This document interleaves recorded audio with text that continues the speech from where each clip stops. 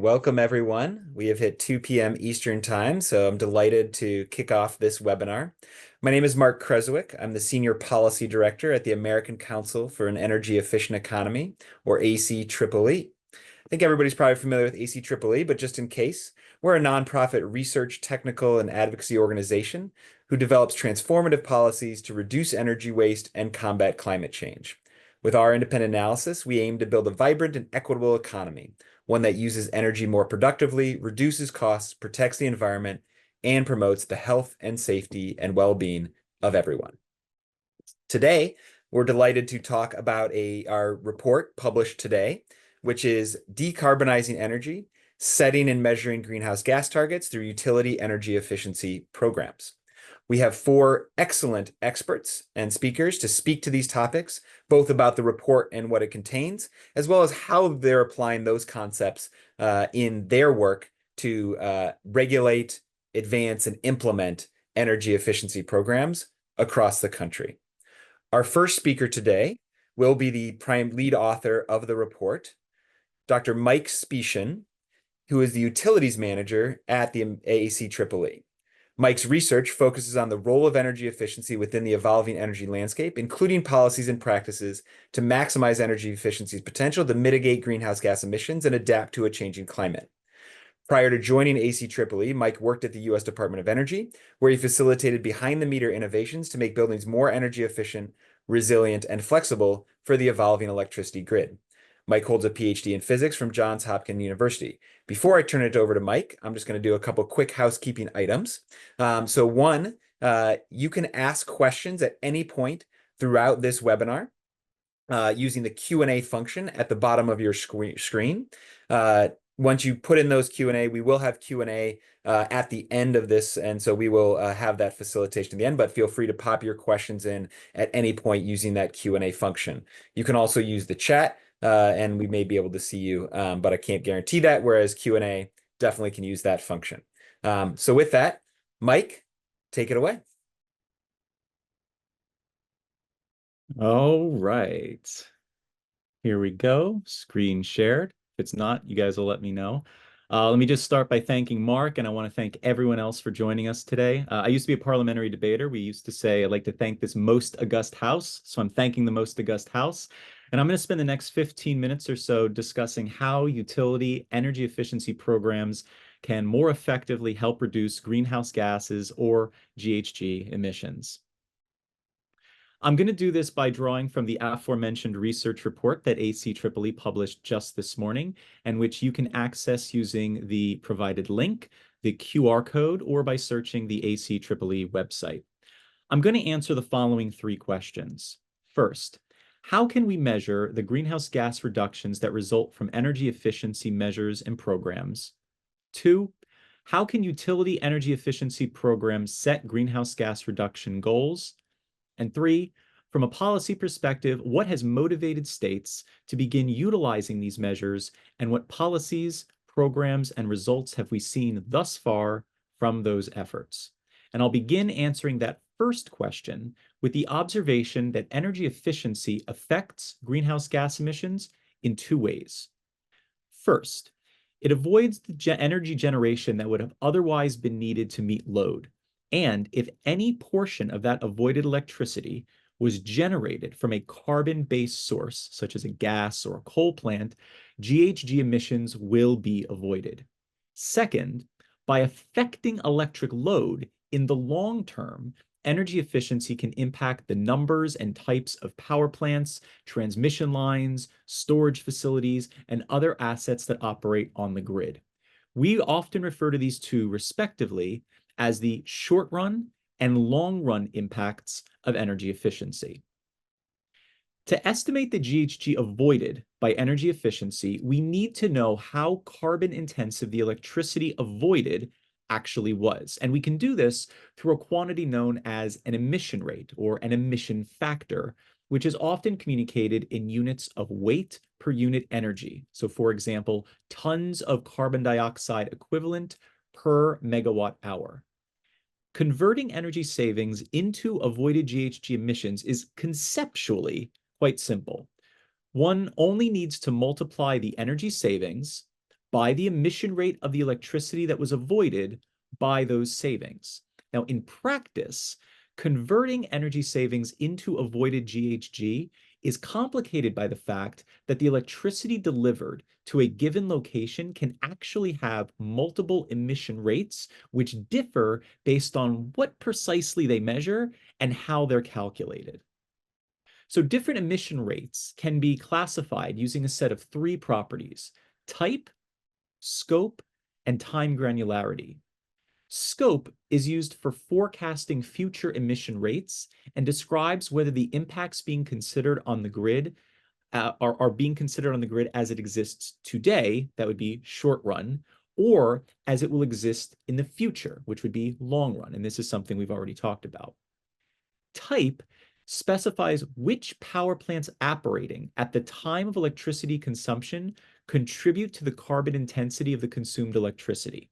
And the two most common types are average emission rate, or AER, which reflect all the power plants operating at a point in time, and marginal emission rate, or MER, which reflect the power plants operating on the grid's margin at a point in time. And for those of you who are unfamiliar, the marginal generators are those that are able to quickly react to incremental changes in demand, which is one of the reasons why gas plants often fill this role and why marginal emission rates tend to be higher than average emission rates. And the final energy property of emission rates is time granularity. Now, in practice, emission rates need to be averaged over a certain period of time. You'll commonly see annually averaged emission rates, which reflect the total weight of emissions over the course of a year divided by the total energy generated during that year.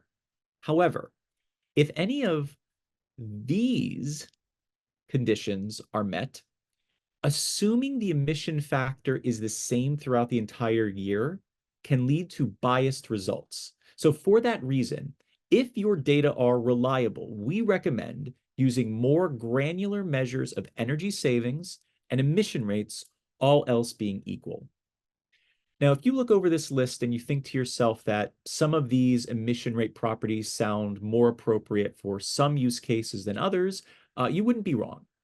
In fact, in our research report, we conclude that there is no single emission rate that is best for all circumstances. And while I don't have the time to delve into all of the details right now, I invite you to read the full research report where we discuss which emission rates are most appropriate for the use cases that are shown on this slide.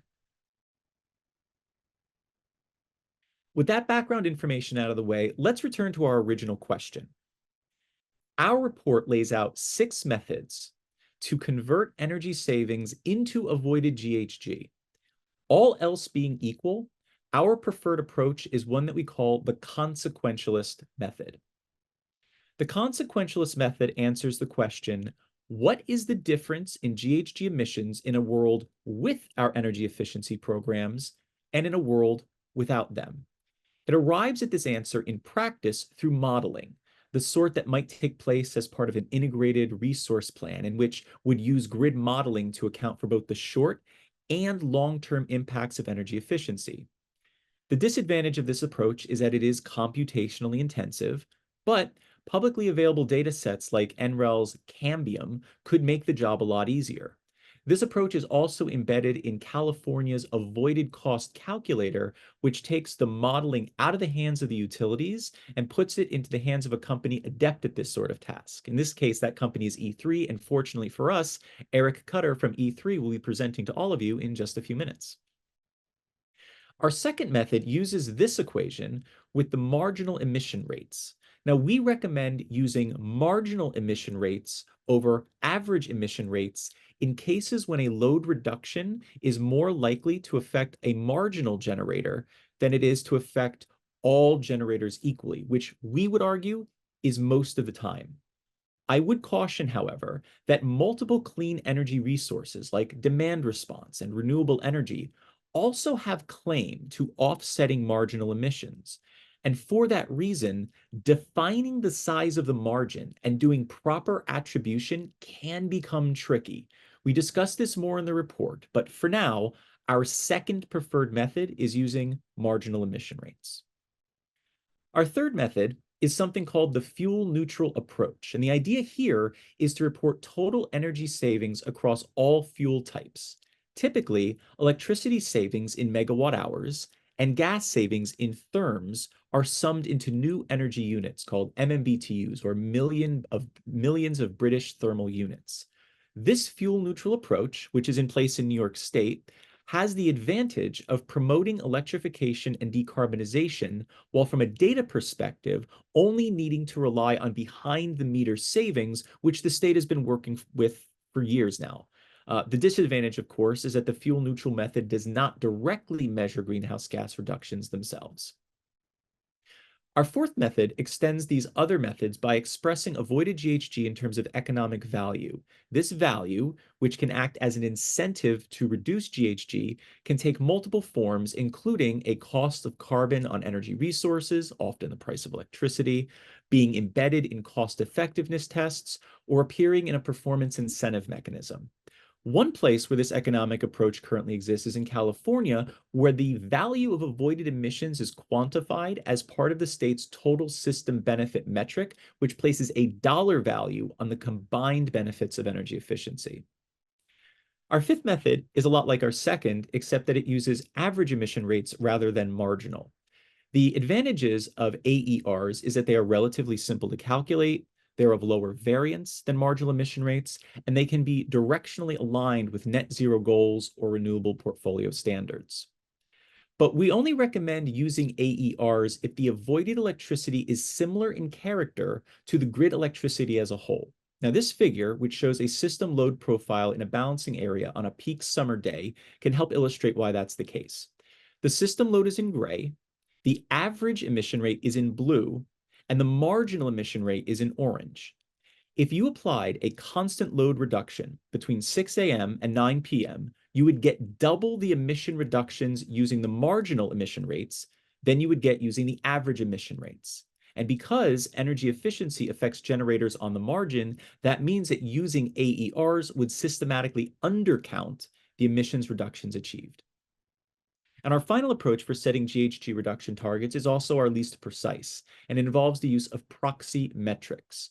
These proxy metrics can measure activities that are strongly correlated with decarbonization, but which do not involve direct measurement of GHG itself. Examples include counting the numbers of electric heat pumps installed, the number of new electric vehicle registrations, or the number of dealerships selling EVs. The primary advantage of using proxy metrics is that they're relatively easy to calculate and to understand.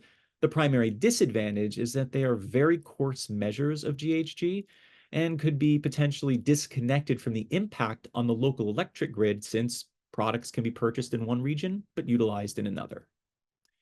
With that, let's proceed to the second question. How can utility energy efficiency programs set greenhouse gas reduction goals? I hope that the 6 methods just described provide a hint as to the answer to that question, of which I will offer 3. First, and most obviously, just like states and utilities set energy savings goals over some period of time, they can also set explicit GHG reduction goals that must be met by energy efficiency programs. This approach is already in place in Massachusetts and Washington, D.C., for example, and is in development in Maryland as well. The second approach is to set a target in terms of quantities that are correlated with greenhouse gas reductions. As I mentioned, an example of this exists in New York State, which has set up a fuel neutral standard in which electricity and gas savings are considered in combination to promote electrification. And the third option is to provide financial incentives or signals that drive utilities towards decarbonization. This is sort of like putting a price on carbon. You can't guarantee how much reduction you'll get, but by modifying the value of avoided GHG, you can incentivize utilities to acquire more or less as needed. And as I mentioned earlier, this method is firmly in place in California, but there are also quite a few states who've embedded the value of GHG into their cost effectiveness tests. Moving on to our third and final research question, from a policy perspective, what has motivated states to begin utilizing these measures, and what policies, programs, and results have we seen thus far from those efforts? We spend a lot of time in the report answering these questions in detail, but in the interest of time, I'm just going to provide the Cliffs Notes version. So first, Most states that have seriously considered embedding GHG abatement goals into their efficiency programs have been driven to do so either by legislation or statewide decarbonization plans. And here are some of the key policy pathways that have affected energy efficiency-enabled decarbonization efforts. Legislation can also have the opposite effect by restricting the purpose of efficiency programs in a way that precludes electrification. In terms of GHG accounting, roughly equal numbers of states are using average emission rates as marginal emission rates. Roughly equal numbers of states are using annual averaging as hourly averaging of emission rates. Accounting for short-run impacts of EE is ubiquitous, and most states also account for long-run impacts of energy efficiency, but with a greater diversity of approaches for doing so. Unfortunately, efficiency portfolios haven't changed that much yet as a result of integrating greenhouse gas considerations. The most notable change that we've seen has been the additional emphasis GHG accounting has placed on EE measures with long, effective, useful lives, which includes heat pumps for space and water heating. We've also seen states take steps to ensure GHG integration does not impose undue burden on low-income customers. We've seen examples like splitting energy efficiency measures into different portfolios, where greenhouse gas is considered in one portfolio and low-income measures are handled in another. We've seen multifamily buildings in LA are eligible for financial incentives per metric ton of carbon dioxide equivalent avoided. And Maryland has taken an approach where electrification measures are directed first towards households where it will reduce bills. And finally, while there is no one-size-fits-all to decarbonizing through energy efficiency, there are a few recommendations that I believe everyone should at least consider. First, states should make explicit their decarbonization commitments, and they should offer policy support for climate-forward efficiency. Utilities in the early stages of their decarbonization journeys should start by tracking GHG reductions, preferably using multiple methods. States and utilities should ensure that they value avoided GHG somewhere within their energy efficiency program, perhaps by setting targets or by putting a price on avoided emissions. Account for the short-term and long-term benefits of energy efficiency for GHG reductions. Energy efficiency provides a variety of benefits to program participants, including the electricity system to society. So even when valuing GHG, do not abandon energy efficiency's other benefits. Different targets and accounting methodologies have their own advantages and disadvantages, so we recommend selecting a specific emissions framework that aligns with your policy goals. And we do not want decarbonization to occur on the backs of those least able to afford it, so consider exempting low-income programs from GHG goals. And finally, this stuff can be difficult, so all of us who understand GHG have a role to play in educating stakeholders through venues like workshops, webinars, and regulatory proceedings. So with that, I'll stop there. Here's my contact info. Now, Mark, I'll throw it back to you, and I look forward to hearing our speakers. Thank you so much, Mike. And thank you everyone who started to put questions into the Q&A function at the bottom of your screen. We will get to those at the end of our four presenters. Our next speaker is Jeremy Peterson. Jeremy is a demand-side management technical consultant with Xcel Energy. Jeremy has 25 years of experience at Xcel, with the first 10 years in load research and the past 15 years in demand-side management. At Xcel, Jeremy is responsible for electric generation, transmission, and distribution impacts attributable to demand-side management portfolios across the company's service territory, including Colorado, Minnesota, and New Mexico. Jeremy, take it away. Thanks, Mark. I will try to share here. Confirm that looks okay. We can see your notes, Cool. so you might want to go to the other presentation form.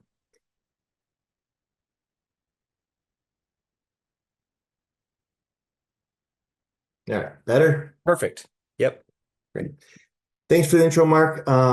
I'm here to talk about our recent GHG emissions methods for electric generation impacts from demand-side management just to Minnesota. We have territories in Colorado and New Mexico as well that have significant DSM portfolios, but this is just a focus on our Minnesota efforts. In Minnesota, a couple of significant pieces of legislation have increased the focus on GHG emissions reductions. The first one is the Natural Gas Innovation Act of 2021, or NGIA, which allows for an additional recovery mechanism outside of our typical DSM programs for beneficial electrification. This act includes specific measurement requirements for GHG emissions reduction, which requires methods to accurately capture the electric generation GHG method emissions impacts of BE. The second act is the Energy Conservation and Optimization Act of the same year, referred to as the ECO Act. This act increased the goals for energy efficiency for all utilities. Additionally, it allows for the inclusion of BE in utility DSM portfolios. This act does include a specific requirement that all BE measures must be shown to reduce GHG emissions to be included in the DSM portfolio. So again, this act also requires an accurate method to estimate the GHG impacts from electric generation from BE measures. So the historical methods of GHG emissions from electric generation that were used in Minnesota in the past were based off electric generation dispatch modeling. This electric generation dispatch modeling was generally used only for hourly marginal cost estimation. However, recently, Xcel Energy has been using a method in Minnesota that estimates the hourly GHG emissions by determining the likely marginal generation source from the hourly marginal energy cost. From that marginal generation source identification, hourly GHG emissions intensities could then be calculated. Well, this method allowed for a marginal short-run hourly GHG emissions method. There is a lot of uncertainty in the method due to the potential faulty identification of marginal generation source based on price. Often the price is made up of the price from several generation sources, and to identify a specific generation source for each hour becomes difficult. Also, the Xcel electric generation portfolio in Minnesota is expected to evolve significantly over the next several years, similar to many generation portfolios across the country, with a significant increase of non-dispatchable wind and solar generation built. Well, the dispatch model is based on this future expected generation portfolio that includes wind and solar. It does not actually accurately capture the change in energy generation for the portfolio as a whole, but only on the marginal generation for each hour. So it doesn't fully capture the impact of this move towards wind and solar. So with this evolution, this really argues for a new GHG emissions method from what was used in the past. So in the dockets that set the rules for NGIA analysis, the company proposed a method based on resource planning modeling to determine the impacts of BE on the generation system. This modeling incorporates the impact of both future build on the generation system and the dispatch of that generation system. To determine the electric generation attributable to future BE, hourly forecasts with and without future BE were produced.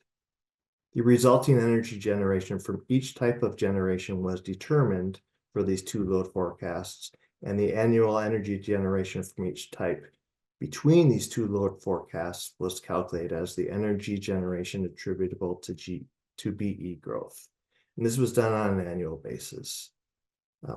The results of this analysis show that energy from wind and solar sources attributable to BE was higher than the generation portfolio as a whole. So the additional load from BE resulted in a significant amount of wind and solar build that looked significantly different than the entire generation portfolio. So an NGIA frameworks docket determined that the method for GHG emissions should be based on an annual method based off 5-year increments of the electric generation system, or the GREET model. Based on the results of the resource planning modeling that the company did on its generation portfolio with and without BE, the company proposed a 50-50 split method between the GHG emissions from the system as a whole and attributable to wind and solar. For instance, for one 5-year period, the generation attributable to BE may have been 90% wind and solar and 10% from other sources, while at the same time, the generation portfolio as a whole may have been 80% wind and solar and 20% from other sources. Applying this 50-50 split between the generation system as a whole and wind and solar effectively halves this generation from other sources other than wind and solar, resulting in that 10% of generation from wind and solar. It effectively halves the GHG emissions from this initially proposed method. So this results in this 50-50 split consequentialist long-run annual GHG emissions method that was ultimately approved by the Commission in the docket and NGIA frameworks. So for ECO, we proposed a similar method.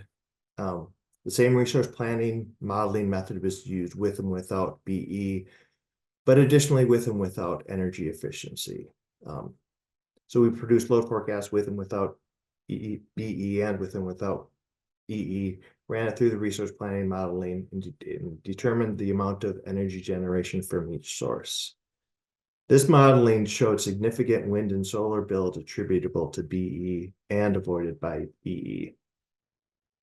So based off that information, we proposed a hybrid proxy plant method for the ECO Act, which would use both the hourly marginal emissions from a dispatch model and the results of the resource planning modeling, which captured the change in generation build. This resulted in annual wind and solar plant fractions similar to the 50-50 split used in the NGIA filing. So this method is best described as a consequentialist long-run hourly emissions method. Ultimately, this method was not approved. The main flaw in this method is that these annual proxy plant fractions varied significantly, with some years even having over 100% proxy plant fractions for wind and solar. And this is due to the size of the wind and solar build being significantly larger than the annual incremental energy impacts of BE and EE. What we end up with is significant increased load added from or produced from wind and solar build that greatly exceeded the impacts of energy efficiency or BE. So the resulting fraction per kilowatt hour or megawatt hour for EE and BE varied wildly. So given the significant variation in the ECO Act language that requires hourly estimation of marginal emissions, the method was ultimately not approved. The method that was approved was based on an hourly dispatch model run. But unlike the historical method, which determined a marginal energy source, the hourly emissions were based on the average emission intensity for the entire portfolio of generation for each hour, or an average short-run hourly emissions method. So the main lesson we learned from this is that we need to do some normalizing of the results if we're going to do this, the consequentialist run, because of the large impact of future solar and wind builds. The NGI method that we proposed benefited from this by having 5-year increments, which effectively normalized the impacts over the 5 years. The annual method proposed in ECO, instead, it resulted in these wildly varying annual proxy plant fractions, and likely resulted in the method not being approved for ECO.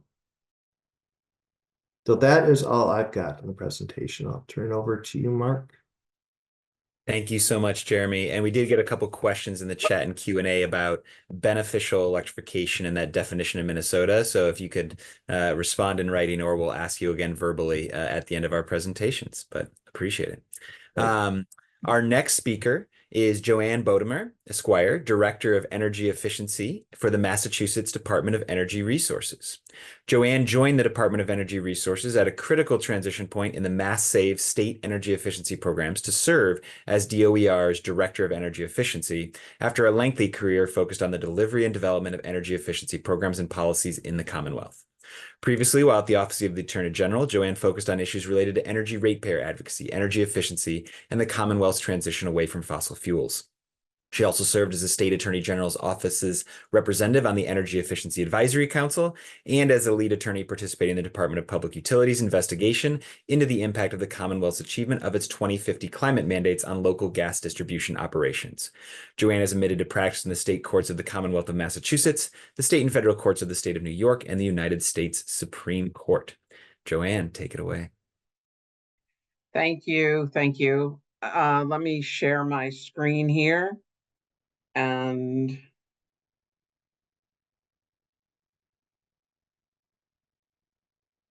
hopefully that worked. And I am going to take a pivot from how we calculate GHG emissions and talk to you about how the state actually balances energy efficiency, greenhouse gas reductions, and equity. So it all starts with the 2008 Green Communities Act. Massachusetts passed that act to develop what we have as our statewide energy efficiency 3-year plans. They are administered by our investor-owned utilities as well as a municipal aggregator, which is a public entity serving the Cape and Martha's Vineyard. And it governs the development, the content, and the funding for the 3-year energy efficiency plans, and governs the Department of Public Utilities review and approval of those plans. And back in 2008, and with the first plan beginning in 2010, the Green Communities Act's initial focus was really on the acquisition of energy savings, reducing energy demand, reducing kWh and therms. But that has changed. And there have been several legislative amendments to the Green Communities Act that has begun the change of the program's emphasis. It is still looks to reduce energy usage, but it is now focusing in on decarbonization. So the first of these major changes was in 2018, where available measures could include strategic electrification, and that was electrification of heating end uses or fossil fuel end uses, where it was still providing for a reduction in energy use or reduction in the impacts to the customer. In 2021, they amended the Green Communities Act to add a greenhouse gas emissions reduction requirement. And each 3-year plan, beginning with the one that starts in 2022, which is our current plan, and continuing with the plan that I will talk about shortly, the 2025 to 2027 plan, the Secretary of the Energy and Environmental Affairs Office, the EEA, sets a greenhouse gas emissions reduction goal for the 3-year plan.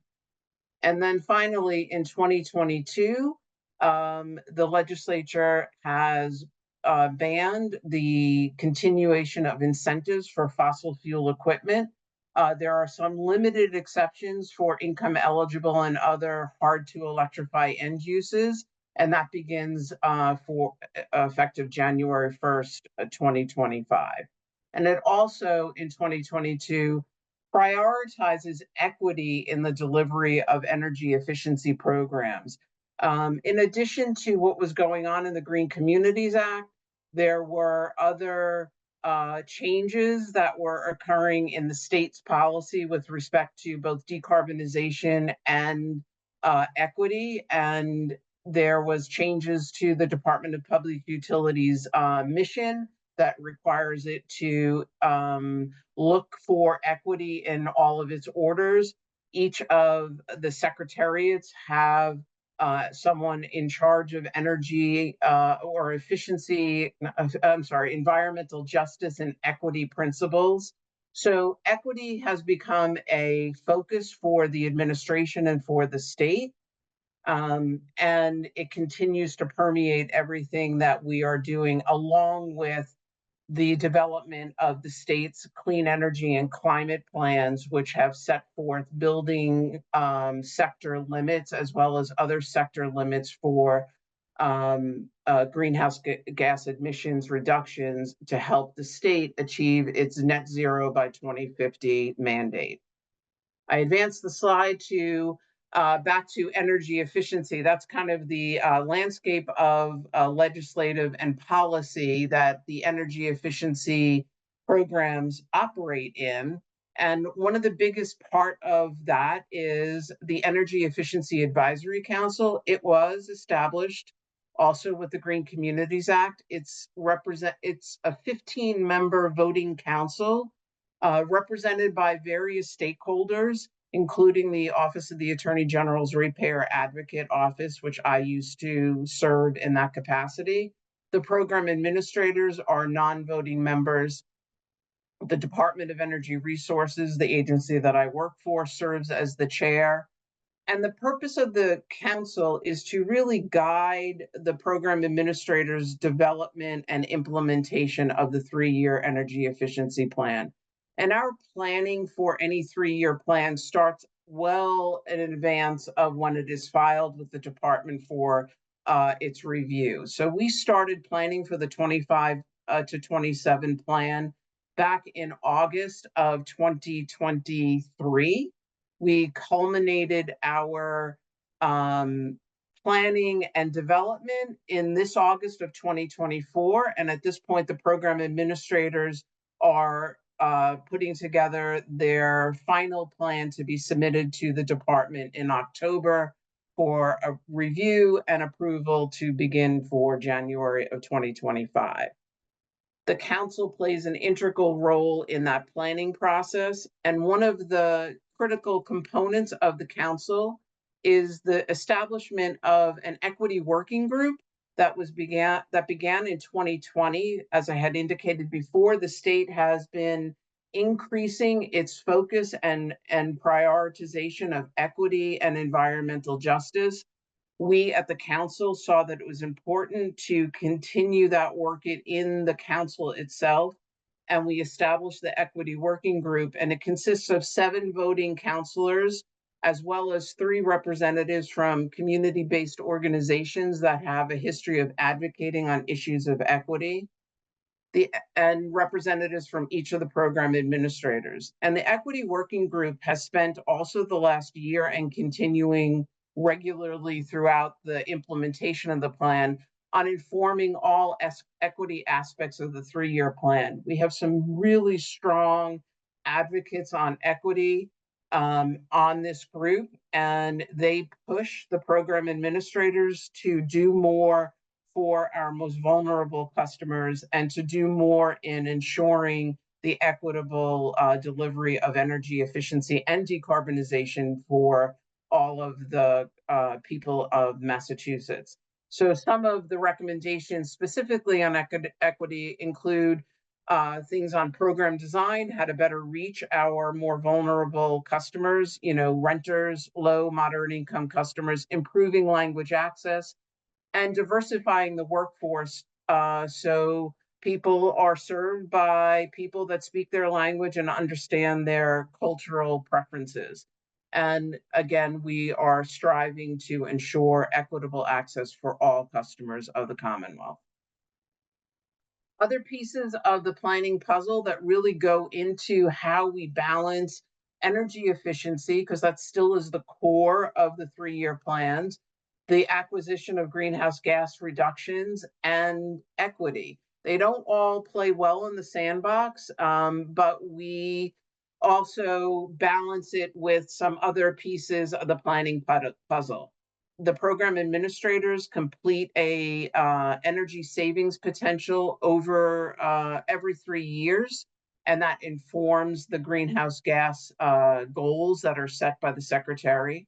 We conduct a regional avoided energy supply cost study, and that informs our values for input into the cost effectiveness screening tool that measures the programs and measures that are implemented through the 3-year energy efficiency plan.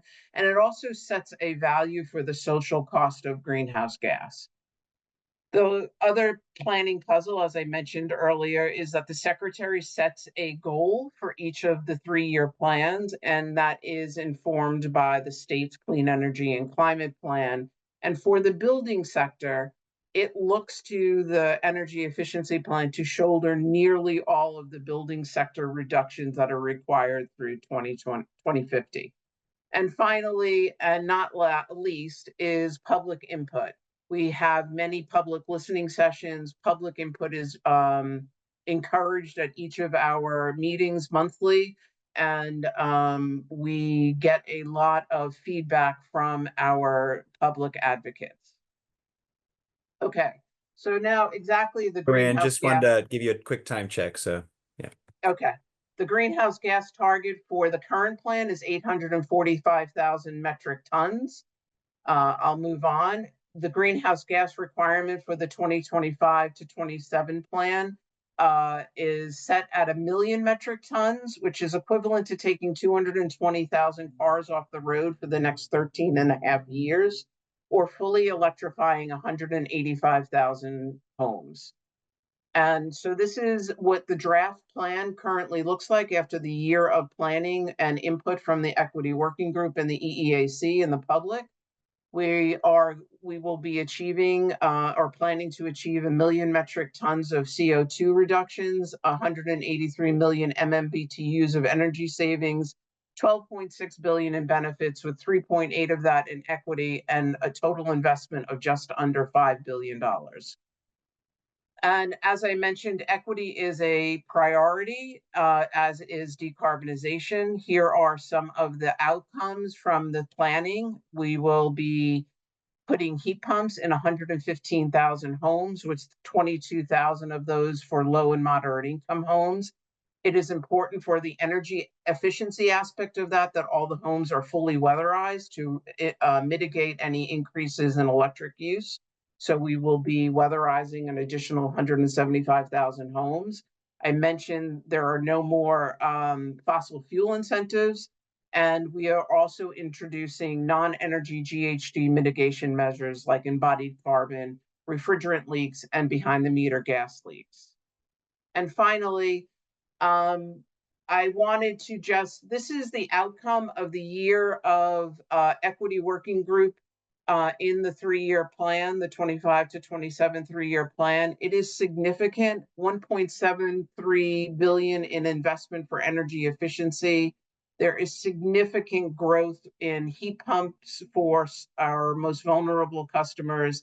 And it just reflects a commitment from stakeholders, the program administrators, and the state in ensuring that equity is achieved, or is at least a focus of our 3-year plan. And part of that, and my last slide, is including performance incentives that reward equity outcomes. And for the first time ever, 50% of the performance incentive pool is in equity. So for program administrators to achieve the majority of their, or half of their performance incentives, they will have to achieve the equity outcomes that were on the prior slide. So it is a collective effort. It is a commitment from lots of stakeholders and the public in achieving this equity and balancing the priority of equity with the achievement of quite aggressive greenhouse gas goals. So that is my presentation. And if I went over, I apologize. And thank you everyone for the opportunity to present here. Thank you, Joanne. Tremendously appreciate it. And you do have a question in the chat regarding if you could share the equity evaluation studies. So if you can do that, that'd be great. Our final speaker is Eric Cutter.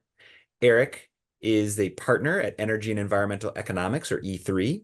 Eric leads E3's practices practice area enabling distributed resources to serve as valuable resources for electric utility integrated resource planning, distribution planning, and decarbonization. He manages E3's team, performing robust technical, economic, and policy analysis for state agencies, utilities, technology providers, and automakers. Building on decades of experience in distributed resources, Eric is also leading work on valuation of vehicle grid integration, energy storage, and flexible loads with an emphasis on distribution planning. Prior to joining E3, he worked as an independent consultant in water resources for 7 years and at Pacific Gas and Electric for 10 years. Go ahead, Eric. All right, thank you. I'm partner at E3, and ever since starting E3, I've worked, pardon me, in one form or another on the DER avoided costs for California, which I'm going to present on today. I'm first going to start with a quick setting of background that the process for determining avoided costs for distributed energy resources in California. The primary goals here on the right are, as in many states, setting a single set of avoided costs that apply to all technologies, regardless of whether they're increasing load or decreasing load. And we're developing the avoided costs to look at a marginal addition or subtraction of distributed resources, like energy efficiency or electric vehicles, to a planned portfolio that was developed in the integrated resource planning proceeding. And so I'll note this is a little different than what Jeremy at Excel described their approach. We have a planned portfolio. We're developing avoided costs to look at what would changes to that portfolio look like. And for today, for brevity, I'm going to focus exclusively on the implied GHG cost or value in the electric sector. That is one of 7 components in the avoided costs for California. And those avoided costs are developed to ultimately provide a $87.60 hourly dollar per megawatt hour avoided cost that includes several components, and I'm showing 3 of the main ones here. These are average avoided costs by hour across the year.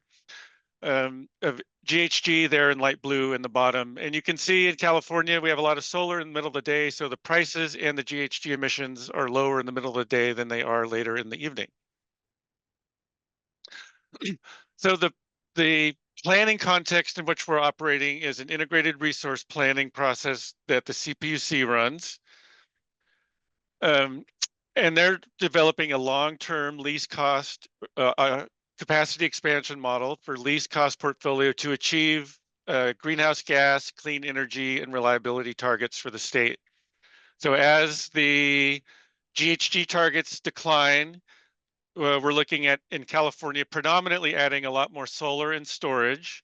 And as we get further along out towards 2050, the size of that storage and duration has to get longer to provide the reliability we need. And so when you look at meeting that next target of GHG reduction, this gets more and more expensive as we're looking to add longer duration storage or more and more solar in places that are a little bit less sunny. So those resources get more expensive. And I'll note the avoided costs to the utility are almost entirely fixed. So both of these resources are virtually zero marginal cost, upfront fixed costs. So we're looking at avoiding the investments the utility are making, not necessarily changing the operation of those investments. Here we go. So for 2024, and I'm going to drive 3 key elements in the California avoided costs. The first is for 2024, we're introducing for the first time an integrated calculation of greenhouse gas value and generation capacity value. So the traditional paradigm for capacity has been looking at the missing money or cost of new entry for a combustion turbine, and now more recently, maybe energy storage. And the concept for that is you look at how much money that resource can make in energy and ancillary service revenues, and then what is left over is the missing money that needs to go to that resource as a capacity payment, so that that resource is made whole and has incentive to operate in the market. So for as I described in the prior slide, California and any state that's looking at renewables is building a combination of resources, in California, solar and storage, to meet a combination of targets, reliability and greenhouse gas reductions. So this adds a component to this missing money calculation that we're doing in California to make sure that these resources are being compensated fairly and that the avoided cost reflects what it would cost to bring these resources to market. And you can see the difference in, say, solar. It provides a little bit of capacity value, but it's predominantly a renewable resource that's reducing greenhouse gas emissions. And it's going to make some money in energy, and that's going to decline over time as there's more solar and more curtailment. Energy storage, on the other hand, is predominantly providing a capacity value, but it's also providing a GHG value because it's shifting some of that solar generation from when it would be curtailed to when it can be used productively. And our old standby natural gas is not producing a GHG benefit, but a GHG cost. So its net revenues in the energy and ancillary service markets are going to be lower than without a GHG target, but it might be retain its spot in the portfolio for a capacity resource. So it's going to, relative to historical, it's going to need to see a higher capacity payment to be made whole. Second concept is, how are we thinking about the target that's being set in the electric sector?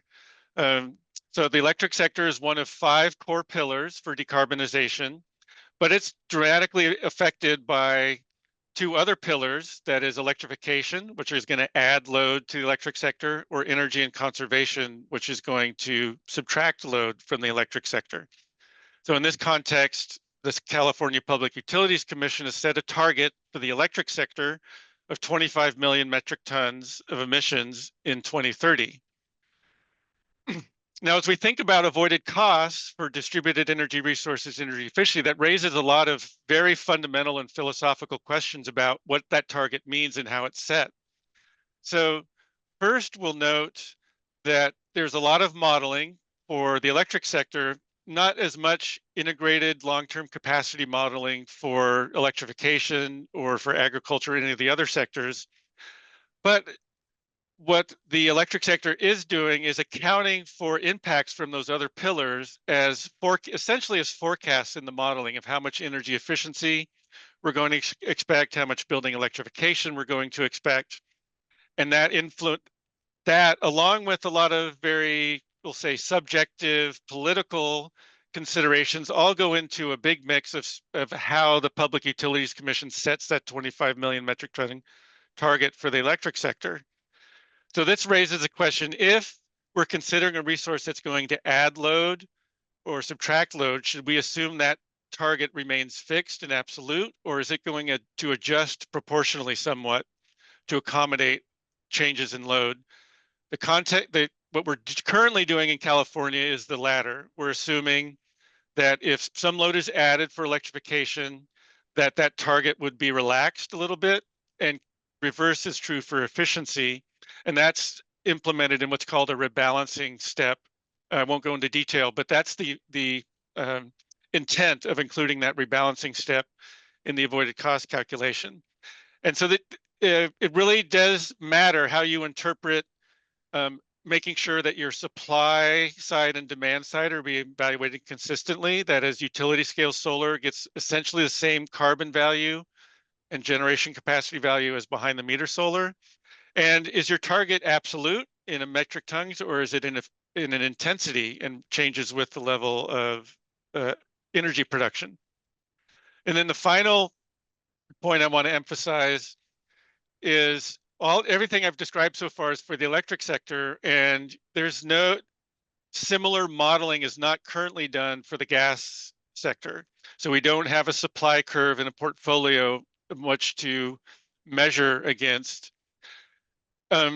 If and when we do that modeling for the gas sector, the costs are going to be for much higher than anything we're seeing out of the electric sector. And this is both because the cost of synthetic fuels or renewable natural gas are projected to be much higher than traditional natural gas.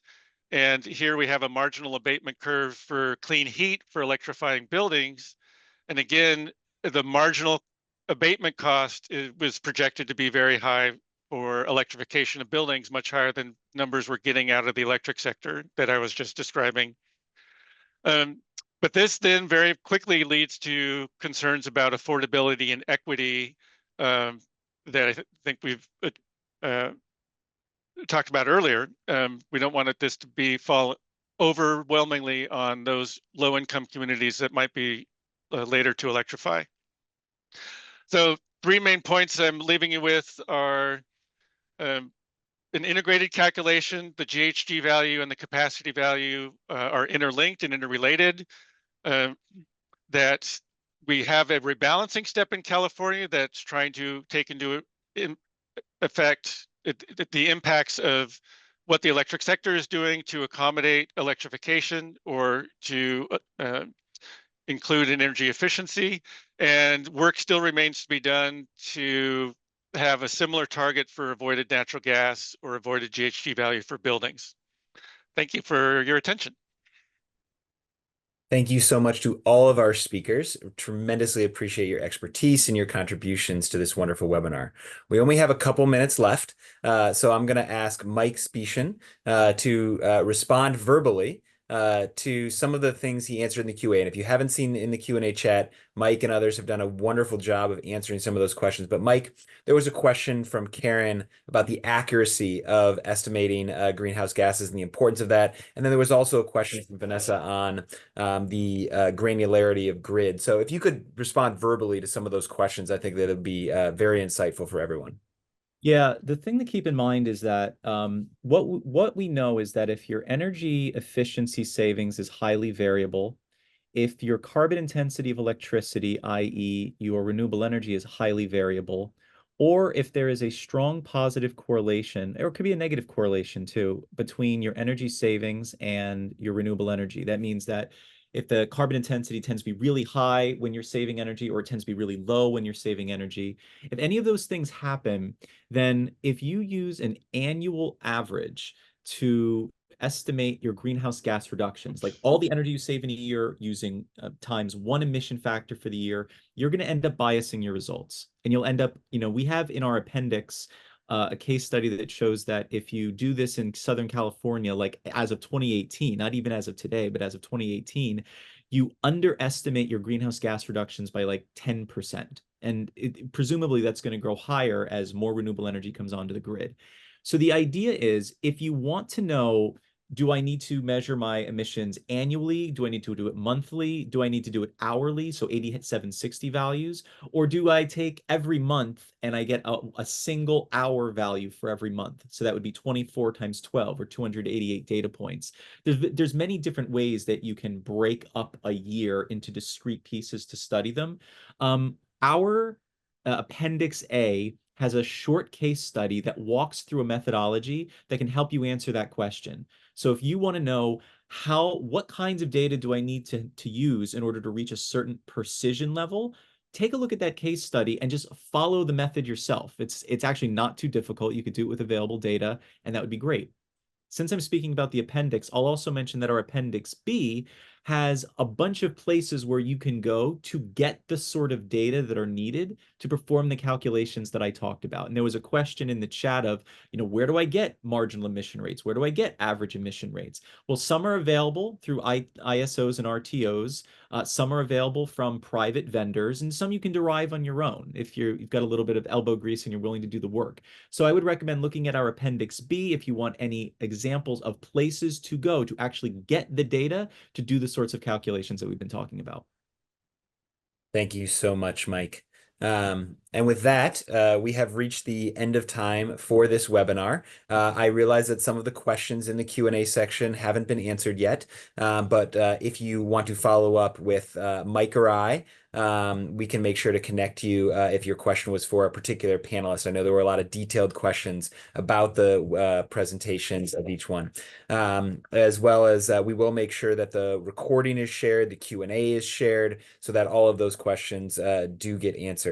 Let me just extend my appreciation one more time to our panelists, to the lead author of the report, Mike, to everyone who helped with the back end of this webinar, and to each and every one of you for joining this webinar, for engaging with the American American Council for an Energy Efficient Economy as we work with energy efficiency programs across the country to advance the goals of avoiding the worst impacts of climate change and centering the needs of those who are most overburdened and underserved in our communities. Thank you all. Have a wonderful day.